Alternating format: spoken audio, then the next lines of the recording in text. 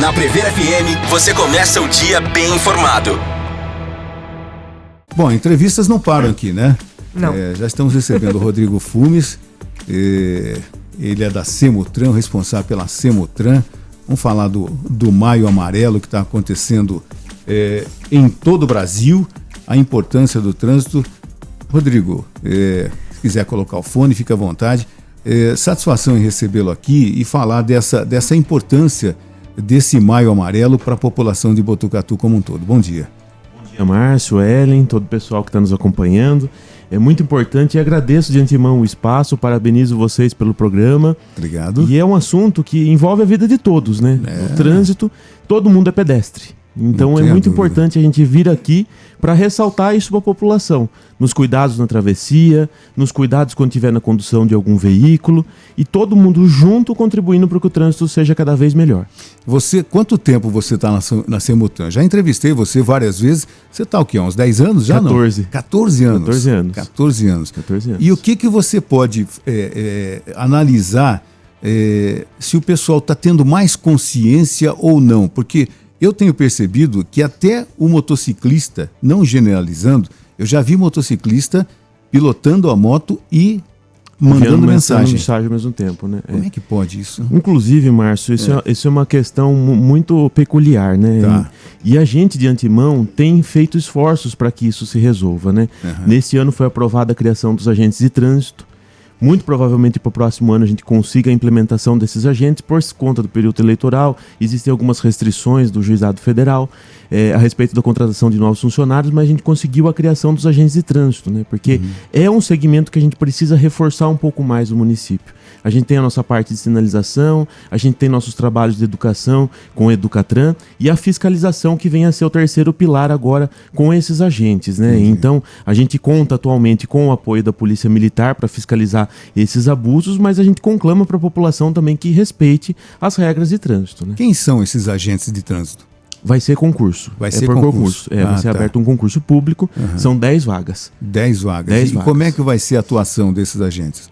Trabalha o tempo inteiro nas vias, cuidando das vias, cuidando dos pontos de maior concentração de fluxos de veículos, auxiliando na fiscalização desses veículos, desses condutores, né?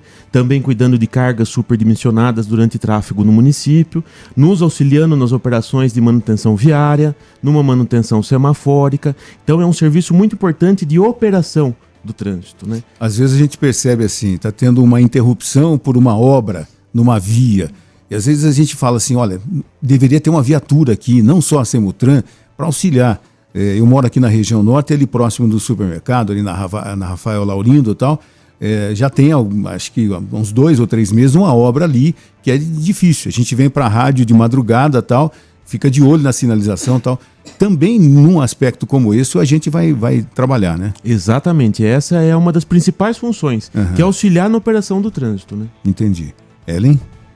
Bom, e eu tenho visto, né, notícias e até pelo que eu vi aqui num dos panfletos que você trouxe, que tem um joguinho, tem o Educatran, né?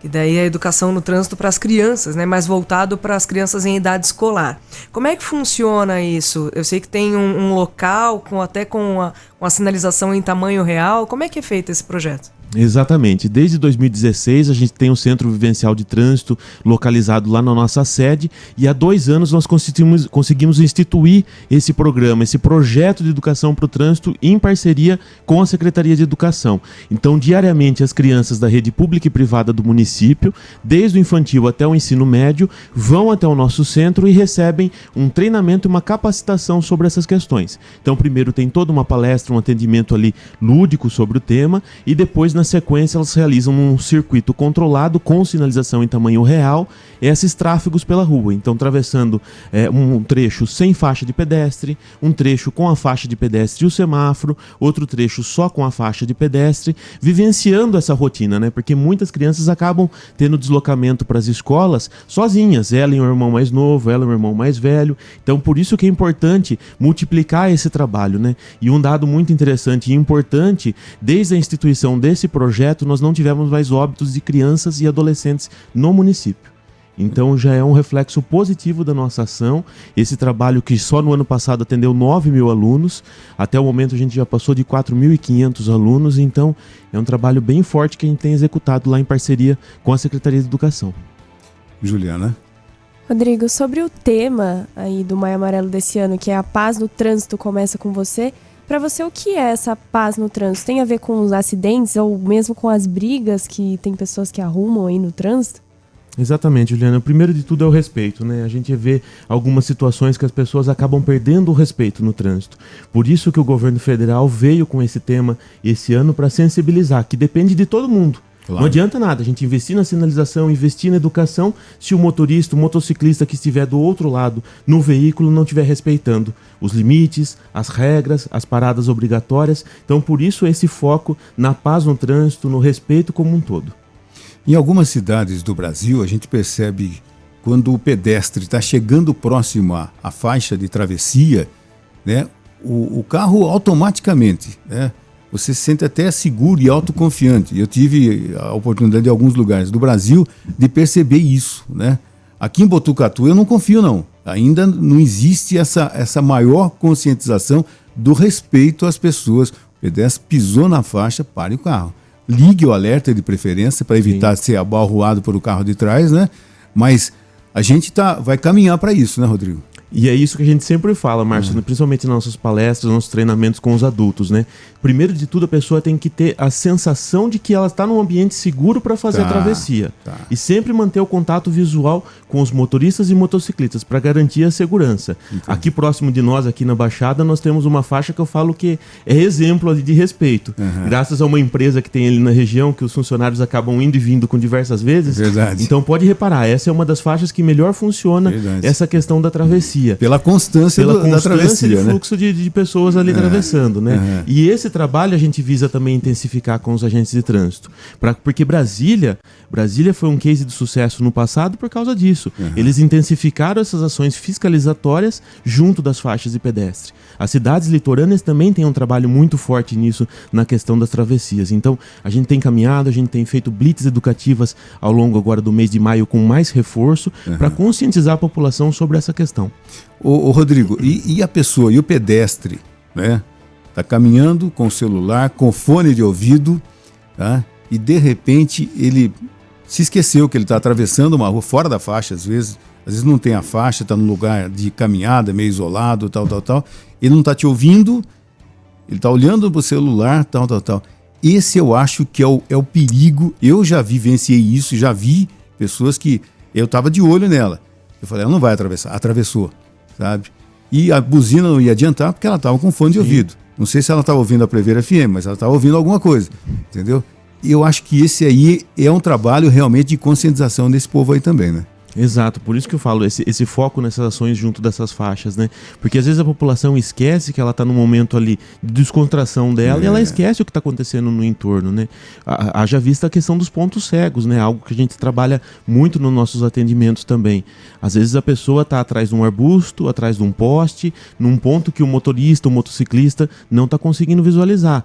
Os nossos carros de hoje em dia, eles existem aquela coluna A, aquela primeira frontal, que é um pouco mais larga, né? Alguns carros têm até o som reproduzindo ali naquele canto, então ela acaba ficando um pouco mais espessa. Muitas das vezes o pedestre acaba entrando naquele ponto cego. Então, por isso, da população, como pedestre, como motorista e motociclista, sempre um estar atento ao movimento do outro, para garantir a segurança na travessia de todos, né? Entendi. Ellen? Tem essa a cultura até é o certo, né? De que o veículo maior sempre cuida do menor. E assim vai diminuindo até chegar no pedestre. Exato. Aí você diz que todos somos pedestres, né? Você acha que existe muito esse problema, é muito constante de a pessoa, enquanto ela é pedestre, ela tem um tipo de pensamento, quando ela vai para trás do volante, ela muda o comportamento ou muda a percepção em relação ao trânsito? Existe muito isso? Muito, Ellen. Inclusive, a gente sempre, às vezes, a gente acaba passando numa apresentação que a gente faz para o público adulto um desenho da década de 50, do Sr. Walker, que é da Disney, que é justamente isso, que o Pateta, quando ele é pedestre, ele tem um comportamento. A hora que ele está atrás do volante, ele vira outra pessoa. E veja, isso é um desenho da década de 50. Imagina. Né? Como transmite para a realidade nossa de hoje em dia. Então, a gente sempre foca nessa questão, porque a pessoa está ali. E outra, a gente tem que pensar... A pessoa está no conforto de um veículo, né? Imagina a pessoa que está na calçada ali para fazer a travessia. Às vezes está carregando algum produto, às vezes é algum idoso, tem alguma dificuldade. Então, por isso que a gente pede para a população essa paz no trânsito como um todo, né? Que todo mundo consiga viver em harmonia, num ambiente mais harmonioso, né? Rodrigo, o que você percebe como a mais constante e a pior infração de trânsito aqui em Botucatu? Excesso de velocidade, falar ao celular... O que você tem percebido nesses 14 anos seus aqui de Botucatu? Hoje o uso do celular está muito pior, Márcio. Tá. Com o avanço da tecnologia, né, os telefones têm 300 tipos diferentes de aplicativos, né? Toda hora, todo momento a gente está recebendo alguma notificação e essa ansiedade da pessoa de querer ver o que está chegando ali de mensagem, a gente percebe que hoje o principal vilão, inclusive um dos materiais aqui publicitários que a gente tem divulgado é essa questão para desligar o celular durante a condução do veículo ou a travessia como um pedestre. E a gente não consegue analisar, né? Entender como a pessoa, de repente, ela entra no carro. Ela poderia fazer a ligação com o carro desligado. Ela entra no carro, liga o carro e ela faz a ligação. Exatamente. Para quê? Aquele ganho de tempo, né? Aquela besteira. Acha que vai ter um ganho de tempo que não acaba tendo ganho nenhum, né? Só coloca a exposição num risco, né? E, inclusive, se você fizer um teste, né? Hoje em dia, a maior parte dos carros tem conexão com o rádio, né? Se você fizer trafegar por uma via por 10 quadras, falando com alguém ao celular pelo rádio, da forma correta, e tenta recordar o que você viu ao longo do trajeto. Nada. Nada. Você vai num modo automático, mesmo você conduzindo da forma adequada com o rádio. Por isso que a gente pede para que desligue o uso do celular enquanto estiver na condução do veículo, né? A memória de curta duração, ela é esquecida. Então, numa dessas, você acaba não vendo que tinha um pedestre numa esquina, que tinha um idoso que não te viu e estava pensando em fazer uma travessia. E aqui nós temos, principalmente aqui na região norte, a gente tem muito ciclista, muito pedestre caminhando, correndo e tudo mais. E o motorista tem que estar com a atenção redobrada nesses locais. Né? Exatamente, além do público idoso, né, Márcio? A região aqui da Vila dos Lavradores como um todo é uma região com muitos idosos, né? Entendi. Bom, nós estamos conversando aqui no primeiro jornal da Prevera FM com o Rodrigo Fumes, da Semutran de Botucatu, falando a respeito do Maio Amarelo. Se você tiver perguntas, inclusive, você pode ligar para o nosso WhatsApp, mandar mensagem pelo WhatsApp, 3440-1009, e você também participa do primeiro jornal. Vamos pode mandar mensagem, inclusive, por áudio, se pode quiser mandar, também. Pode mandar. Já voltamos. Entrevista. 7h41, Rodrigo Fumes é o nosso convidado, ele é da Semutran aqui de Botucatu e está falando sobre o Maio Amarelo. A criança sempre é o foco, né, Rodrigo? Sempre, né, Márcio? Nosso futuro e também multiplicador, né? A gente vê isso muito nas crianças, né? Eles absorvem os conhecimentos que a gente passa e acaba levando para os familiares e cobrando também dos familiares, né? Aquela cidade mirim, a gente estava nos bastidores comentando aqui, a cidade mirim eu acho fantástica, é a criança colocando na prática o que ela vai vivenciar futuramente. Exatamente, é um sonho de passado, né, que a gente conseguiu realizar, graças a Deus, e então é muito gostoso para a gente ver como as crianças ficam felizes naquele ambiente, né? Então é um ambiente todo controlado, a gente tem aproximadamente 300 metros quadrados, com toda a sinalização, tem um semáforo em tamanho real, então a hora que as crianças assistem a primeira palestra no auditório ali, elas não têm dimensão do que tem atrás da porta, né? A hora que passa da primeira sala, elas chegam numa mini cidade. Então isso é muito bacana, e ali a gente tem triciclos, bicicletas, a gente consegue simular diversas situações ali com as crianças. E como é que as crianças participam, como é que elas vivenciam tudo isso, essa orientação, essa palestra, e depois vão para a parte prática? Quais são as escolas, como é que existe o contato, o convite e tudo mais? Isso, no começo do ano, né, a Thaís, que trabalha com a gente no projeto do Educatran, ela abre a agenda e começa os agendamentos, né? Então, como a gente ainda tem uma estrutura bem enxuta, então a gente vai um esquema de rodízio das escolas do ano anterior para ir rodiziando, e conforme as crianças vão evoluindo, vai trocando também o material que é apresentado, né? Agora a gente também tem já há alguns anos o centro externo, então a gente tem uma pista para os alunos do ensino médio, que já é um ambiente um pouco maior, porque eles precisam um pouco mais de movimentação, a bicicleta é maior. E a gente já também tem outras ideias para o segundo semestre aí, já para ampliar essa ação aí num outro projeto também. Assistindo as crianças, participando de tudo isso, a reação das crianças, como é que é? Deve ser uma coisa fantástica, né? É muito recompensador. Eu falo que vale todo o esforço ali e toda a dedicação, né? A gente vê que tem uma chance grande de melhora no futuro. Essas crianças vão crescer de uma outra forma educada para chegar na questão do momento da habilitação e tudo mais, né? Porque hoje a gente vê que a metodologia de ensino que existe no país, não existe esse preparo, né? Entendi. Existe essa obrigatoriedade que os municípios façam essa ação, mas não existe nenhum suporte, nenhum aporte do governo federal para essa questão. Então, por isso que o município acaba tendo que assumir essa responsabilidade e agir em cima disso, né? Rodrigo, existe algum tipo de parceria com as autoescolas aqui de Botucatu? Por exemplo, aquele aluno, 18 anos, a carta de motorista, o sonho, tal. Vocês têm algum tipo de parceria para ajudar também nas orientações, em eventos como esse do Maio Amarelo? Como é que funciona? Com as autoescolas não, a gente tem com o Detran. Com o Detran. Com o Detran, diretamente com o Detran. O Detran sempre nos aporta com material. Agora a gente esteve presente na quinta-feira no lançamento lá no Palácio dos Bandeirantes, do Maio Amarelo, também com o vice-governador que estava representando o governador. Então a gente tem uma parceria muito boa com o governo do estado quanto a isso. Então a gente acaba tendo esse vínculo direto com o órgão. Entendi. Juliana? O Márcio comentou aí sobre qual infração ocorre mais e o que você observa em relação ao tipo de acidente aqui em Botucatu. Quais acontecem mais? São os atropelamentos ou batida de carro? Pessoas que dirigem alcoolizadas? O que você observa? O principal tipo de acidente é colisão de veículo de passeio com motociclista, né, com motos. A moto sendo o veículo que mais se envolve em acidentes de trânsito, né, até pela questão do próprio veículo, né, já é um veículo mais exposto, acaba tendo uma velocidade um pouco maior, então é esse mais o perfil que a gente tem nos acidentes. Entendi. Ellen? Bom, eu acho que já está caminhando para esse tipo de pergunta, né?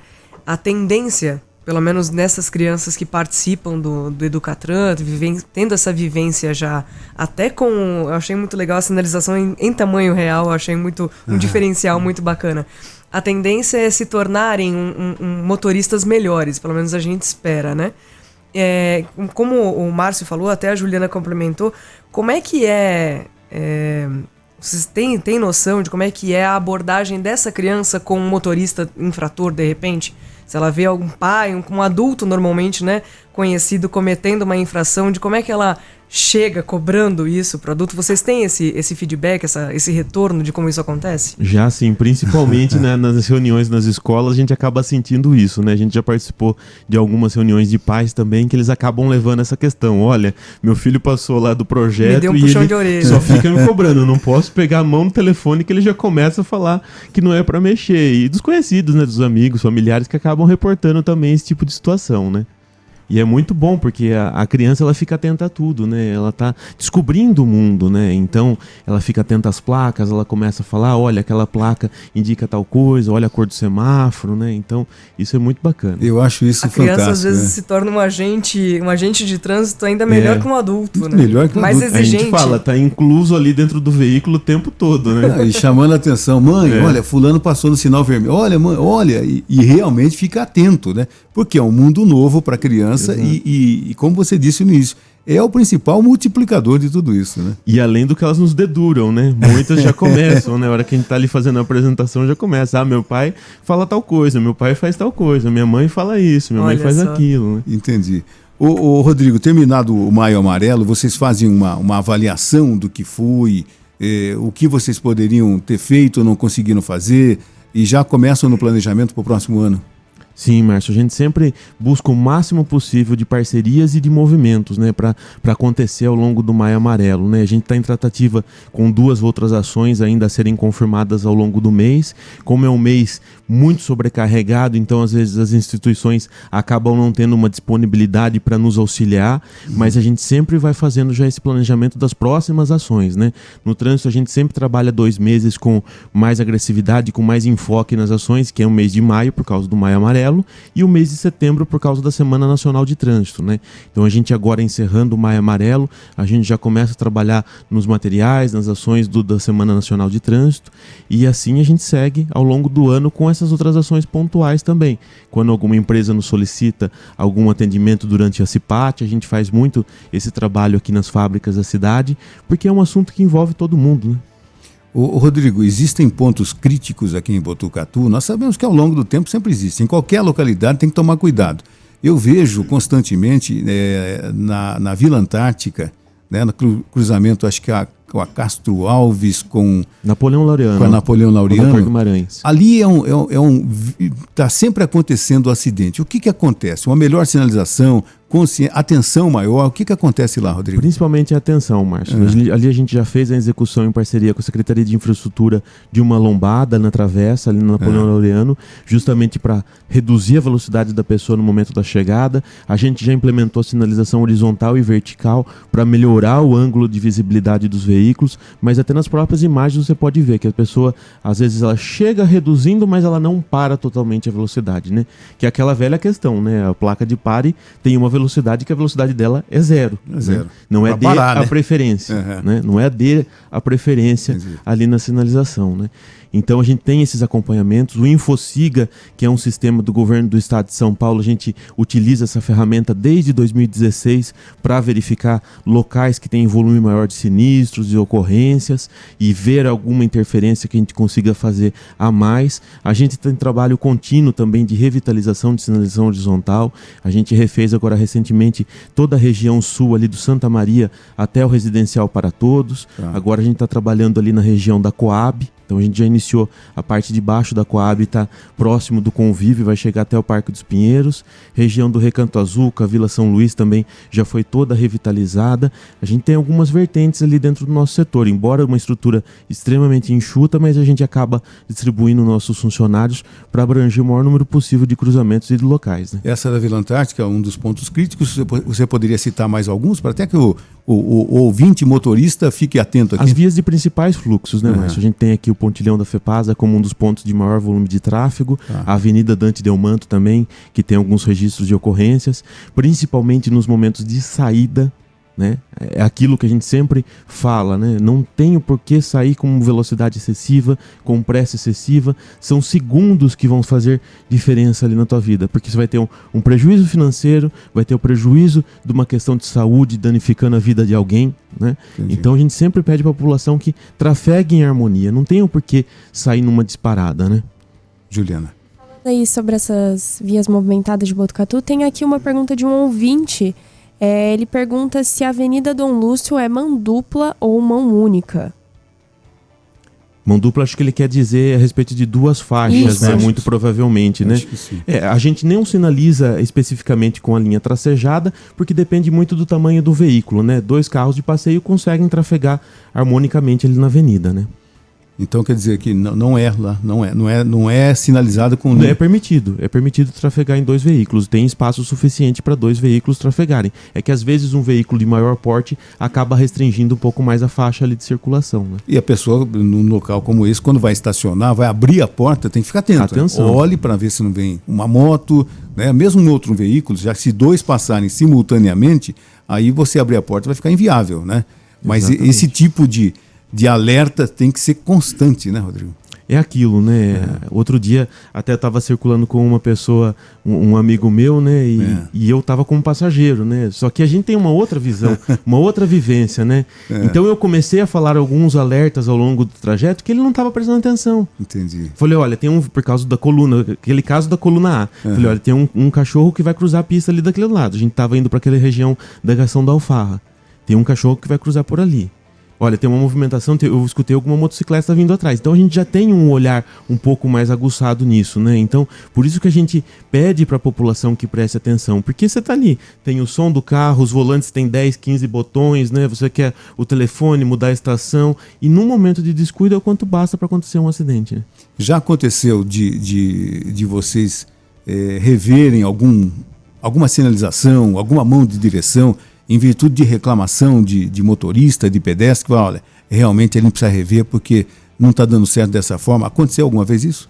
Já sim, Márcio, mas a gente sempre faz um trabalho em conjunto com a população, né? Então, por exemplo, se a gente vai fazer a mudança de alguma via, primeiro a gente panfleta as casas do trecho, mostrando qual que é a nossa intenção, o porquê que a gente fez daquela forma, né? Agora, já há alguns anos, a gente tem trazido todos os novos residenciais, seja loteamento ou seja conjunto habitacional, com sentido único de direção, que é algo que facilita muito no deslocamento e melhora a qualidade de vida das pessoas. O residencial Vida Nova 1 e 2 foram os primeiros a serem entregues já dessa forma. Todos os aprovados dali para frente são com sentido único de direção. Então a gente vê que tem uma redução na reclamação da velocidade, nas brigas por estacionamentos, né? Então tudo isso que melhora. Então a gente faz esse trabalho também pontual quando recebe alguma demanda para alguma modificação, mas a gente já está estruturando os novos bairros para serem feitos dessa forma. Desde sempre, com o Botucatuense, eu soube que Botucatu, o número de carros por habitante é uma coisa doida, né?